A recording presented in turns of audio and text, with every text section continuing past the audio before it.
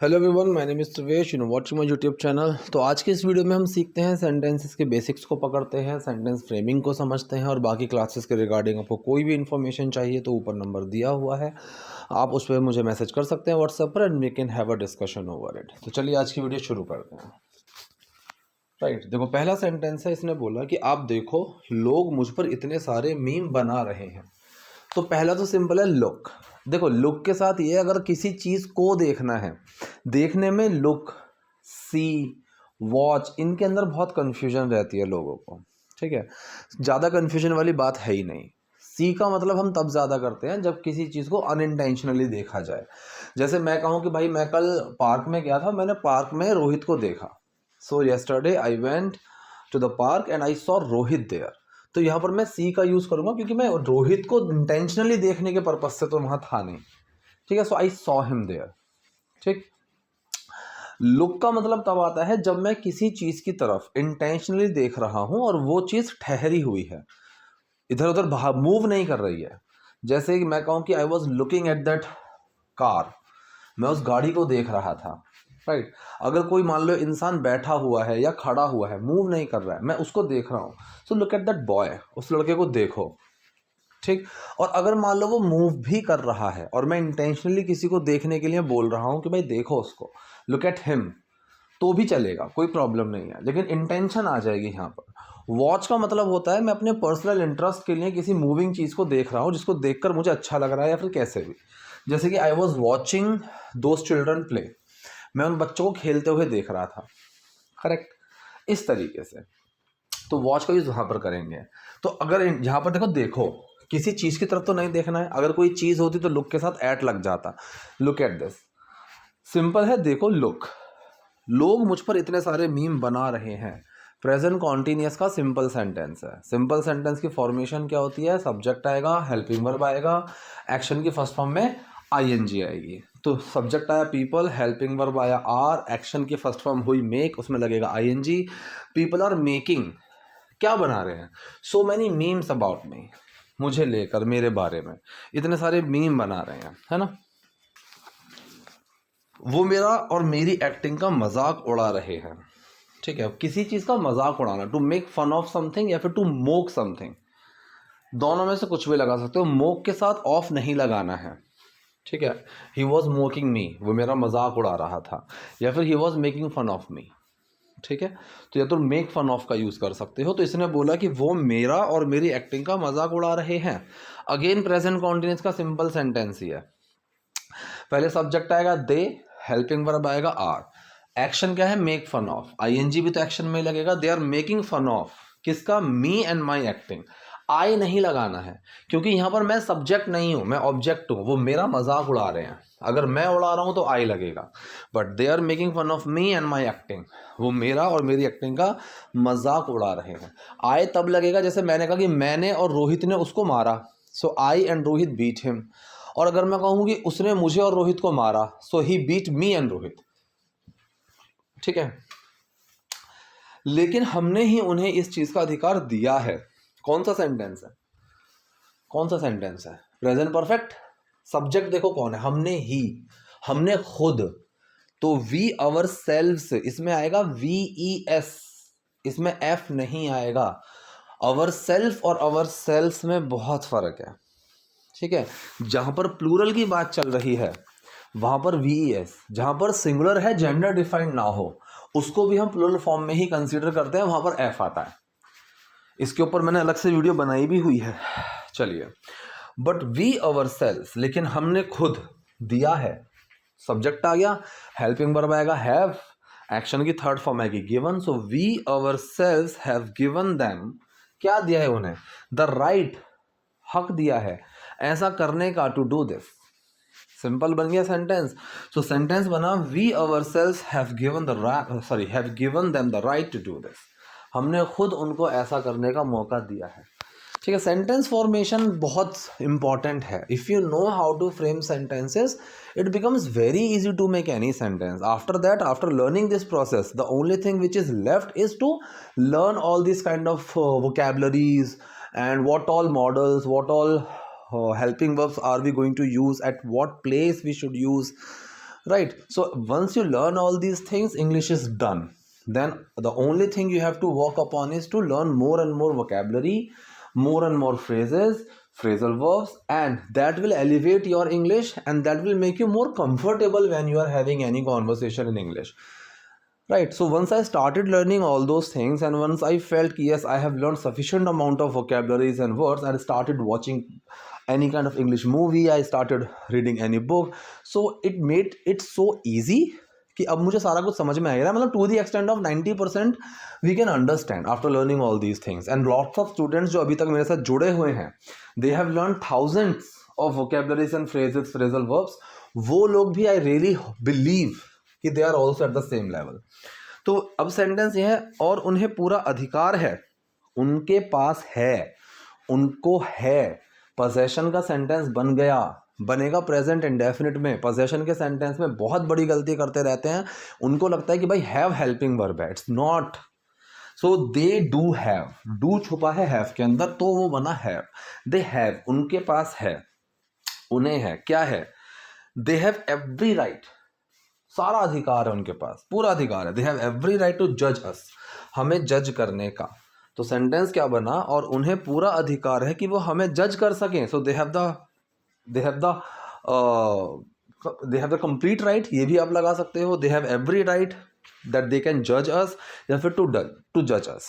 दोनों सेंटेंसेस बिल्कुल सही हैं. अब मुझे जैसे रोल मिलते हैं मैं वही करता हूँ, राइट? जिस तरह के रोल मुझे मिलते हैं, so whatever roles I get, मुझे मिलते हैं, मिलने के लिए गेट का यूज करेंगे. एक्शन गेट बन जाता है. वो वाला मिलना नहीं कि मैं अपने दोस्त से मिलने जा रहा हूँ, I am getting my friend, वो हरकत मत कर देना, ठीक है? तो यहाँ पर डू छुपा गेट के अंदर. वॉट एवर मतलब जो भी, जैसे भी, राइट? रोल्स आई गेट, मुझे रोल मिलते हैं, मैं वही करता हूँ, I do those roles.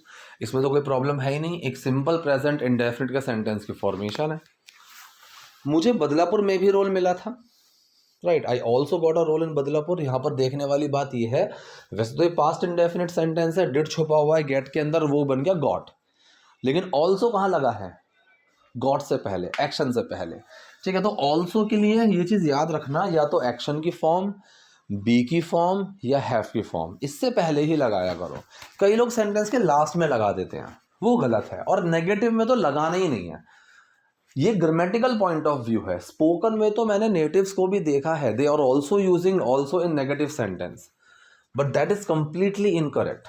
Even a person who is good at English and is a native person won't be using also in negative sentence. But the people who are not taking care of that grammar part in spoken English, they speak like it. So as a teacher, I would not suggest anyone to use also in any negative sentence. I would always suggest you कि use either or even if you have the negative sentence. तो sentence ये बना, मुझे बदलापुर में भी role मिला था, I also got a role in Badlapur, right? अगर मैं सेंटेंस को ऐसे बोलूँ, I got a role in Badlapur also, तो ये sentence grammatical point of view से गलत है. ये 2 बार क्यों बना दिया मैंने? अच्छा, इसकी हिंदी ऊपर गलत रह गई, इंग्लिश है. So people really like that role, लोगों को वो रोल बहुत पसंद आया. पास्ट इंडेफिनिट सेंटेंस ये है, ठीक है? बहुत वाले सेंस के लिए यहाँ पर रियली का यूज हुआ है, ठीक है? रियली भी कहाँ लगेगा? एक्शन से पहले. आई रियली लाइक यू, ऐसे बोलते हैं ना. So people really like that role, लोगों को वो रोल बहुत पसंद आया, लोगों ने उस रोल को बहुत पसंद किया. वो रोल लोगों को बहुत, अरे यार ये क्या कर दिया मैंने, ऐसे रोल, ये गड़बड़ हो गई आगे पीछे. अच्छा, ये वाला सेंटेंस था, ठीक है? वो रोल लोगों को बहुत पसंद आया था, people really like that role. अगर ऐसे रोल मुझे मिलेंगे तो मैं क्यों नहीं करूँगा? कौन सा सेंटेंस है ये? This is type 1 conditional sentence. Type 1 conditional sentence में आपको एक चीज़ याद रखनी है, सेंटेंस में अगर का सेंस आ जाए, या कोई जो की आवाज़ का सेंस आ जाए, जब, जो, जैसे, जहाँ, ये वाला सेंस है. और सेंटेंस हो फ्यूचर का, सेंटेंस हो फ्यूचर का, तो उसमें विल नहीं लगाते हैं. वो वाला जो पार्ट है वो बनेगा प्रेजेंट में. तो देखो, अगर ऐसे रोल मुझे मिलेंगे, ये सेंटेंस बनेगा अगर ऐसे रोल मुझे मिलते हैं. तो ये प्रेजेंट सिंपल में बनाना पड़ेगा, प्रेजेंट इंडेफिनिट बनाना पड़ेगा. So if I get such roles, अगर ऐसे रोल मुझे मिलेंगे तो मैं क्यों नहीं करूँगा? Why wouldn't I do them? ठीक है। अब यहाँ पर वुड की जगह विल आना चाहिए था, राइट। लेकिन वुड का यूज भी टाइप 1 कंडीशनल सेंटेंस में होता है। ये मैंने पढ़ाया था कि अगर जो पहला क्लॉज है वो थोड़ा सा इलॉजिकल है, वो अगर आप उसको हाइपोथेटिकल लेकर जा रहे हो तब सेकंड क्लॉज में वुड का यूज हो जाएगा। अगर आप उसको हाइपोथेटिकल नहीं लेकर जा रहे हो तो फिर वो विल में आएगा, ठीक है। तो यहां पर वुड का यूज भी चलता है, विल का यूज भी चलता है, इस चीज को याद रखना। So if I get such roles why wouldn't I do them, मैं उनको क्यों नहीं करूंगा। और आपको यह बात जानकर हैरानी होगी, right, you will be surprised. किसमें बना ये सेंटेंस? ये सेंटेंस बना स्टेट ऑफ बीइंग में। You will be surprise. अच्छा, एक चीज और याद रखना, क्लास में हमने इस चीज को डिस्कस भी किया हुआ है 2-3 बार। कई सारे जो क्या बोलूं, कंडीशन एडवर्ब्स होते हैं, जरूरी नहीं है कि उसकी हर बार फॉर्म चेंज हो। जैसे मैंने कहा कि आई एम सरप्राइज्ड, ईडी लग गया, कोई प्रॉब्लम नहीं है। कई लोग ये सोचते हैं matured, I am matured, ED लगेगा, लेकिन नहीं लगेगा, I am mature. The shop is closed, दुकान बंद है, बिल्कुल सही है। लेकिन फिर ऐसा लगता है the shop is opened, ED लगेगा, नहीं लगेगा, ओपन। अब इसका कोई स्पेसिफिक रूल नहीं है, ये चीज़ें आपको थोड़ा याद ही करनी पड़ेंगी इंटेंशनली, ठीक है, तभी वो चीज़ समझ में आएगा। तो सेंटेंस बना और आपको ये जानकर हैरानी होगी, you will be surprise to know this, correct. मैंने एक्टिंग की सही ट्रेनिंग ली है, मतलब मैंने एक्टिंग की प्रॉपर ट्रेनिंग ली है। कौन सा सेंटेंस बनेगा ये सेंटेंस बनेगा प्रेजेंट परफेक्ट का, कि मैंने ली है, ठीक है। जैसे आई हैव टेकन, सब्जेक्ट आया आई, हेल्पिंग वर्ब आया हैव, एक्शन की third form I taken. I have taken, क्या ली है मैंने? Proper training. So I have taken proper training in acting, acting में, ठीक है। So I have taken proper training in acting, मैंने एक्टिंग में प्रॉपर ट्रेनिंग ली है। लेकिन शुरू से ही मुझे ऐसे रोल मिले जिनमें ज़्यादा मुश्किल नहीं थी। ओ माय गॉड, शुरू से ही। अब यहां पर फ्रॉम का यूज करूं या सिंस का यूज करूं या एवर सिंस का यूज करूं? एवर सिंस का मतलब होता है जब से, जब से मैं आया हूं वो मुझे देखे जा रहा है, ठीक है, एवर सिंस, करेक्ट। स्टार्टिंग से ही, ठीक है, from the beginning, from the very beginning, यहाँ पर फ्रॉम का यूज चलेगा। इसके कुछ रूल्स होते हैं बट रियली वो बहुत ज़्यादा वीडियो में लेंथ क्रिएट कर देगा, so I don't want to get into it right away. So from the very beginning, इसको ऐसे याद कर लो, शुरुआत से ही, शुरू से ही मुझे ऐसे रोल मिले, I got roles, I got such roles, कुछ भी लगा सकते हो, आई गॉट रोल्स जो ज़्यादा मुश्किल नहीं थे। अब रोल में एस लगा हुआ है, रोल्स हैं, तो यहाँ वर्क का यूज़ करेंगे, that were not very challenging, that were not very hard, ठीक। शायद इसी वजह से लोगों को मेरी क्षमता के बारे में नहीं पता है। Maybe that is why, maybe में स्पेस नहीं है।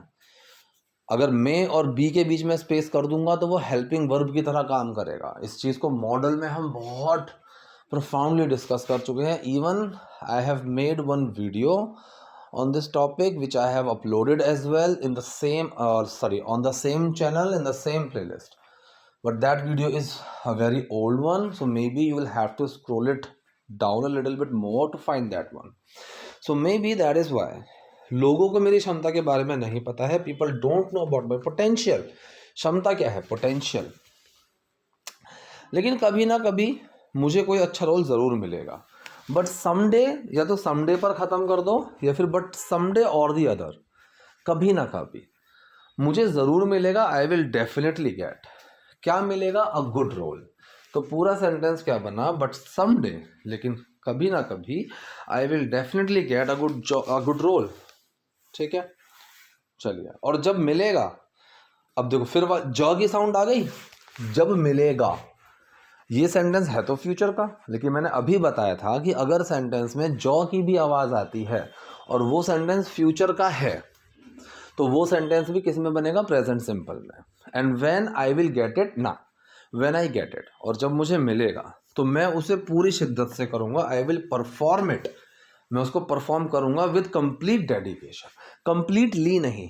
अभी कुछ दिन पहले ही एक बच्चे ने मुझसे सवाल पूछा था, कंप्लीट और कंप्लीटली में क्या डिफरेंस आता है। डेडिकेशन एक्शन नहीं है तो कंप्लीट लगाएंगे, एक्शन होगा तो कंप्लीटली लगाएंगे।